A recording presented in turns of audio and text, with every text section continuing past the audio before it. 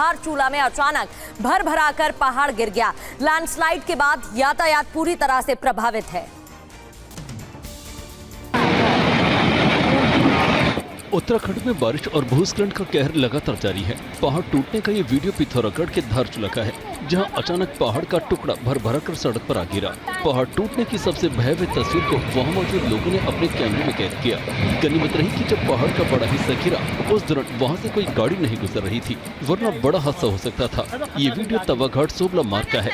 यहाँ पहाड़ गिरने के बाद आवाजाही बंद है। स्थानीय प्रशासन सड़क से मलबा हटाने में जुटा हुआ है।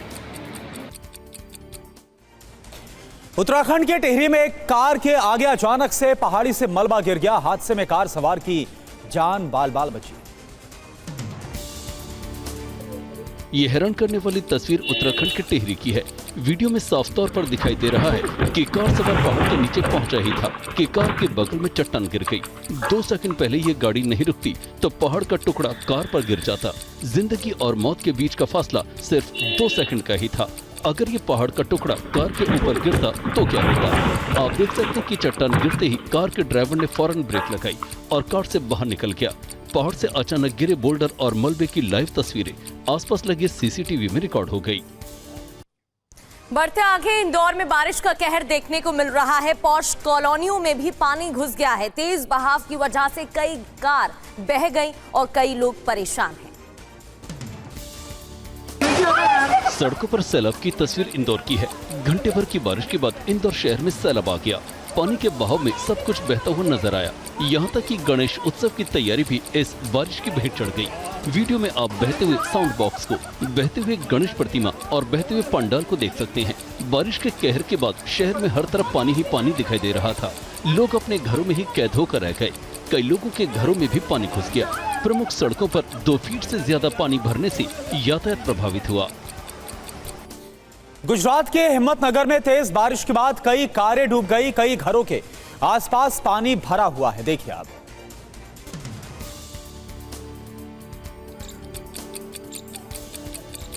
ये तस्वीर गुजरात के हिम्मतनगर की है, जहां लगातार हो रही बारिश के बाद शहर में पानी भरा हुआ है। शहर के पॉश इलाकों में बारिश का पानी घरों में भी घुस गया है। पानी में कई गाड़ियां भी डूब गई। तस्वीरों में साफ देखा जा सकता है कि यहाँ कई कारें पानी में डूबी हुई हैं। यहाँ सिर्फ कारों की छतें ही दिखाई दे रही हैं। पानी में डूबी कारों को एक एक कर निकाला जा रहा है। गुजरात के हिम्मतनगर में भारी बारिश के कारण कई हाउसिंग सोसाइटियों में भीषण जल भराव हो गया। शहर के पॉश इलाकों में बारिश का पानी घरों में घुस गया। और अब बात करेंगे गुजरात की, जहां कई हिस्सों में लगातार बारिश के बाद हालात बेहद ही खराब हैं और जलमग्न की स्थिति पैदा हो गई है। ये गुजरात के पंचमहल इलाके की तस्वीर है, जहां तेज बारिश के बाद सड़कें लबालब हैं। आप तस्वीरों में देख सकते हैं सड़क किनारे कई गाड़ियां पानी में डूबी हुई हैं। यहाँ 2 से 3 फीट तक पानी भरा हुआ है। दुकानों में पानी भरा हुआ है। यातायात ठप है। पंचमहल में 12 घंटे में 250 मिलीमीटर बारिश दर्ज की गई है। अचानक हुई मूसलाधार बारिश से कई निचले इलाकों में बाढ़ जैसे हालात बन गए। पंचमहल जिले में बारिश से मैसरी नदी का जलस्तर तेजी से बढ़ा है। प्रशासन ने चेतावनी जारी कर लोगों को नदी किनारे न जाने की सलाह दी है। और वहीं पिंक सिटी जयपुर की बात करें तो भारी बारिश के बाद यहां पर हाल बेहाल है। गलियों में 2-2 फीट तक पानी भर गया है। यातायात बहुत बुरी तरह से प्रभावित हो गया है। ये पिंक सिटी जयपुर की तस्वीर है। सिर्फ 2 घंटे की बारिश में पूरा शहर पानी पानी हो गया। सड़कें दरिया बन गई हैं। रफ्तार पर ब्रेक लग गया है। 2 से 3 फीट तक पानी भर जाने के बाद लोगों की मुश्किलें बढ़ गई हैं। शहर में कई जगहों पर जलभराव की समस्या बनी हुई है। बारिश और जलभराव की वजह से कई जगह लंबा ट्रैफिक जाम रहा। रात करीब 10:30 बजे तेज बारिश शुरू हुई। 2 घंटे तक लगातार बारिश के बाद शहर पानी पानी हो गया। बारिश से लोगों को गर्मी से राहत जरूर मिली है, लेकिन मुसीबतें बढ़ गई हैं। और अब बात करेंगे महाराष्ट्र के नांदेड़ की, जहां लगातार हो रही बारिश के बाद कई लोग फंसे हुए हैं। जलभराव के बाद लोग परेशान तो है ही, लेकिन अब एसडीआरएफ की टीम ने मोर्चा संभाल लिया है और फंसे हुए लोगों का रेस्क्यू किया जा रहा है। तस्वीर नांदेड़ की है, जहां भारी बारिश के बाद बाढ़ से हाहाकार मचा हुआ है। तस्वीरों में आप देख सकते हैं कि बाढ़ का पानी गांव में घुसा हुआ है। सड़कों पर सैलाब बह रहा है। खेतों में कई फीट तक पानी भरा हुआ है। किसानों की फसल बर्बाद हो चुकी है। बाढ़ प्रभावित इलाकों में एसडीआरएफ की टीम लगातार लोगों तक राहत पहुँचाने में जुटी हुई है। हजारों ग्रामीणों को सुरक्षित जगह पर पहुँचाया गया है। लगातार हो रही बारिश के बाद देगलूर और मुखेड़ तहसीलों में बाढ़ जैसी स्थिति बन गई है। नदियों और नालों का जलस्तर अचानक बढ़ जाने से कई गाँव में पानी घुस गया है। और अगर बात करें हिमाचल प्रदेश की, तो यहां पर कुल्लू नेशनल हाईवे को खोलने का जो काम है वो युद्ध स्तर पर जारी है। आपको बता दें कि बादल फटने और मूसलाधार बारिश के बाद ये हाईवे बर्बाद हो चुका है। ये हिमाचल प्रदेश के कुल्लू नेशनल हाईवे की तस्वीर है। ये हाईवे 2 दिन पहले भारी बारिश और लैंडस्लाइड की वजह से तबाह हो गया था। अब इसे बनाने के लिए युद्ध स्तर पर काम जारी है। आप देख सकते हैं कि एक साथ कई जेसीबी मशीनें इस हाईवे को दुरुस्त करने में लगी हैं। नेशनल हाईवे को काफी डैमेज हुआ है, 3-4 पॉइंट्स पे हुआ है और उसमें रिस्टोरेशन वर्क हमारा चल पड़ा है और काफी वॉर फुटिंग पे हमने काम चलाया हुआ है और रात को भी देर रात तक काम चल रहा है। अभी इसका रिस्टोरेशन भी हमारे लिए बहुत जरूरी है। और जम्मू कश्मीर में लगातार बारिश के बाद एक पुल प्रभावित हो गया था। 110 फीट लंबा वैली ब्रिज पुल वापस से बनकर तैयार है। सेना के जवानों ने सिर्फ 12 घंटे में इस पुल को तैयार कर दिया है। बाढ़ से क्षतिग्रस्त भगवती नगर चौथे पुल पर सेना ने अस्थायी निर्माण किया है, जिससे पुल पर दोबारा यातायात बहाल हो गया है। सेना की टाइगर डिवीजन के 100 जवानों ने मात्र 12 घंटे में 110 फीट का बेली ब्रिज बना दिया। सुबह 6 बजे पुल का निर्माण शुरू किया गया था और शाम 6 बजे तक पुल को बना दिया गया। रात 8 बजे सेना के वाहन ने पुल से गुजरकर इसका ट्रायल किया। उसके बाद इस पुल पर यातायात बहाल हो गया। बताते कि सैलाब की वजह से इस पुल का हिस्सा पूरी तरह से क्षतिग्रस्त हो गया था, जबकि दूसरे हिस्से में भी दरारें आ गई थी। इससे पुल पर आवाजाही बंद हो गई थी। और देखिए आप, एससीओ समिट को लेकर बड़ी खबर। चीन के तियानजिन पहुंच गए हैं रूस के राष्ट्रपति व्लादिमीर पुतिन। चीन में हो रहे एससीओ समिट में पुतिन शामिल होंगे। तस्वीरें आप देखिए, कल प्रधानमंत्री मोदी और पुतिन की मुलाकात भी होने वाली और आज प्रधानमंत्री मोदी और शी जिनपिंग की द्विपक्षीय वार्ता होगी, मुलाकात होगी, जिस पर पूरी दुनिया की नजर। तो ये तस्वीरें आपके सामने तियानजिन से है, जहां पर रूस के राष्ट्रपति व्लादिमीर पुतिन पहुंच गए हैं। रूस जो कि अहम सदस्य है एससीओ का, कुल मिलाकर 10 एससीओ मेंबर कंट्रीज, और उसमें अगर रूस की बात करें तो वो एक अहम पार्टनर के तौर पर। और आपको बता दें कि इस बार एससीओ समिट के जो 10 सदस्य देश, उसके अलावा ऑब्जर्वर और पार्टनर कंट्रीज मिलाकर 20 से ज्यादा देश के जो राष्ट्राध्यक्ष हैं, टॉप लीडर्स हैं, वो तियानजिन पहुंचे हुए हैं। और ये देखिए, कल प्रधानमंत्री नरेंद्र मोदी भी जापान से रवाना होने के बाद चीन पहुंचे और इसके बाद कैसे प्रधानमंत्री नरेंद्र मोदी का भव्य स्वागत किया गया तियानजिन में।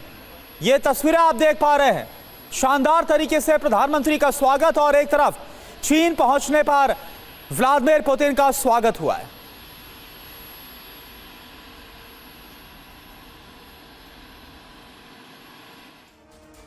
और चलिए आगे बढ़ते हैं। उत्तर प्रदेश के बिजनौर में दबंगों ने घर में घुसकर जमकर मारपिटाई की।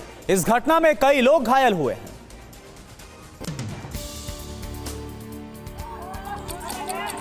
तस्वीरें यूपी के बिजनौर की हैं। कुछ दबंगों ने पुरानी रंजिश की वजह से घर में घुसकर मारपीट की। तस्वीरों में देख सकते हैं कि लाठी डंडों से घर में घुसे दबंगों ने जमकर मारपीट की। दबंगों के सामने जो भी आया उसकी पिटाई कर दी। महिलाएं हो या पुरुष, दबंगों ने सभी को दौड़ा दौड़ा कर पीटा। पिटाई की खबर सुनते ही आसपास के लोग जमा हो गए। कुछ लोगों ने बीच बचाव की कोशिश की। इस हमले में कई लोग घायल हो गए। मारपीट के बाद हमलावर फरार हो गए। पीड़ित पक्ष ने पुलिस में मामला दर्ज कराया है। बढ़ते आगे और अब बात करेंगे पंजाब के मोगा की, जहां 3 नकाबपोश बदमाशों ने एक बैंक मैनेजर की जमकर पिटाई कर दी। पूरे मामले में पुलिस ने मामला दर्ज कर अब जांच शुरू कर दी है। पिटाई का ये वीडियो पंजाब के मोगा का है। इस वीडियो में देखा जा सकता है 3 नकाबपोश बदमाश बिना नंबर प्लेट की कार से एक बैंक मैनेजर के घर पहुंचते हैं। एक शख्स दरवाजे को नॉक करता है। 2 अपराधी गाड़ी में इंतजार करते हैं। बैंक मैनेजर के दरवाजा खोलते ही 3 बदमाश हमला कर देते हैं। मैनेजर प्रिंस राज पर ताबड़तोड़ हमला करने के बाद 3 बदमाश फरार हो जाते हैं। पुलिस को आशंका है कि बदमाश पीड़ित मैनेजर को किडनैप करने आए थे। पुलिस ने मामला दर्ज कर बदमाशों की तलाश शुरू कर दी है। और वहीं दिल्ली के कालकाजी में सेवादार की हत्या के मामले में 4 और अभियुक्त गिरफ्तार किए गए हैं। कुल मिलाकर इसमें अभी 5 गिरफ्तारियां हो चुकी हैं। राजधानी दिल्ली के कालकाजी मंदिर में सेवादार हत्याकांड के बाद पुलिस एक्शन में है। पुलिस ने अब तक 5 अभियुक्तों को गिरफ्तार किया है। शुक्रवार रात मंदिर के 35 वर्षीय सेवादार योगेंद्र सिंह की कुछ लोगों ने प्रसाद को लेकर हुए विवाद में बेरहमी से पीट कर हत्या कर दी। आरोपी की चुन्नी और प्रसाद न मिलने पर आरोपी भड़क गए और मंदिर में तैनात 35 वर्षीय सेवादार योगेंद्र सिंह पर हमला कर दिया। उन्होंने लाठियों और घूंसों से प्रहार किया। योगेंद्र को एम्स ट्रॉमा सेंटर ले जाया गया, जहां इलाज के दौरान मौत हो गई थी। आगे बढ़ते हुए बात करेंगे दिल्ली की रोहिणी की, जहां डबल मर्डर के बाद दहशत का माहौल है। मामूली विवाद पर शख्स ने अपनी पत्नी और सास की हत्या कर दी। दिल्ली गिफ्ट को लेकर हुए विवाद में एक शख्स ने अपनी पत्नी और सास की बेरहमी से हत्या कर दी। मामला सेक्टर 17 का है, जहां आरोपी ने जन्मदिन पर गिफ्ट को लेकर हुए झगड़े के बाद पत्नी और सास को मौत के घाट उतार दिया। पुलिस ने आरोपी योगेश को गिरफ्तार कर लिया है और वारदात में इस्तेमाल खून से सने कपड़े और कैंची बरामद कर ली है। आरोपी की योगेश ने अपनी पत्नी प्रिया और सास कुसुम को कैंची से कई बार वार करके उनकी हत्या कर दी और बच्चे को लेकर फरार हो गया। मृतका कुसुम के बेटे ने पुलिस को इस वारदात की सूचना दी। और देखिए, एक बड़ी खबर आ रही है। इजरायली हमले में हूती प्रधानमंत्री की मौत हुई है। हूती प्रधानमंत्री अहमद अल रहावी की मौत हो गई इजरायल के हमले में प्रधानमंत्री समेत 10 मंत्री भी मारे गए। हूती प्रधानमंत्री की बैठक के दौरान यह अटैक हुआ। ये देखिए आप, जिस दौरान यह हमला हुआ और जिस हमले में हूती प्रधानमंत्री की मौत हुई है और साथ साथ 10 और मंत्री भी मारे गए हैं, उस हमले की तस्वीर आप देख पा रहे हैं। 2 डिप्टी पीएम विदेश मंत्री भी मारे गए हैं और इस लिहाज से इजरायल का यह अभी तक का सबसे घातक और विध्वंसक अटैक जो कि हूती विद्रोहियों के खिलाफ किया गया और इसमें सबसे बड़ा नुकसान अभी तक का उठाना पड़ा है हूती विद्रोहियों को, जिसमें हूती प्रधानमंत्री अहमद अल रहावी की मौत हो गई और 10 कैबिनेट मंत्री मारे गए हैं। कई काफी बुरी तरह से जख्मी हो गए, घायल हुए हैं। जब हूती प्रधानमंत्री अपने मंत्रियों के साथ बैठक कर रहे थे, उस दौरान यह अटैक हुआ और इस हमले में 2 डिप्टी पीएम विदेश मंत्री भी मारे गए। और इस हमले के बाद अब इस बात की आशंका जाहिर की जा रही है कि हूती विद्रोहियों की तरफ से कोई बहुत बड़ा कदम अब इजरायल के खिलाफ उठाया जा सकता है। हूती विद्रोही और ज्यादा इजरायल के खिलाफ आक्रामक हो सकते हैं। तो ये उस हमले की तस्वीर है जो इस वक्त हम आपको दिखा रहे हैं, जब हूती प्रधानमंत्री अपने मंत्रियों के साथ बैठक कर रहे थे, चर्चा कर रहे थे, उसी दौरान इमारत पर यह अटैक होता है। और उस हमले की तस्वीर आपके सामने देखिए, आग का कैसे एक बड़ा गोला, एक बड़ा मशरूम बनता हुआ आसमान की तरफ नजर आता है। तस्वीरें आपके सामने हैं, हूती प्रधानमंत्री जिनकी मौत हुई और साथ साथ 2 डिप्टी पीएम भी मारे गए हैं। यानी कि हूती विद्रोहियों के जो टॉप लीडरशिप है, जो उनके शासक हैं, वो इसमें खत्म हुए हैं, उनकी मौत हुई है। और यह तस्वीरें आपके सामने, बैठक के दौरान यह अटैक हुआ, 2 डिप्टी पीएम विदेश मंत्री भी इसमें मारे गए हैं। तो इजरायल की तरफ से यह बड़ा हमला और इस हमले में हूती प्रधानमंत्री की बैठक के दौरान मौत हो गई। इजरायल के एयर स्ट्राइक में हूती पीएम समेत 10 मंत्री मारे गए हैं और इसमें 2 डिप्टी पीएम भी शामिल हैं। सवाल यह उठता है कि हूती अब इसके बाद क्या कदम उठाएंगे। मनीष भाई इस वक्त हमारे साथ लाइव जुड़े हुए हैं। मनीष, हालांकि इस वक्त आप अभी तियानजिन में मौजूद है, जहां से एससीओ की हर एक अपडेट आपसे हम लेंगे, लेकिन यह बहुत बड़ा हमला हाल फिलहाल का इजरायल का, क्योंकि सबसे बड़ा नुकसान उठाना पड़ा है, हूती प्रधानमंत्री की मौत, क्या जानकारी? बिल्कुल, देखिए इजराइल की तरफ से जो यमन पर हमला किया गया था शुक्रवार को, बृहस्पतिवार और शुक्रवार को, उस हमले में अब कंफर्म हो गया है कि हूती की जो टॉप लीडरशिप है वो पूरी तरह से सफाया हो गई है।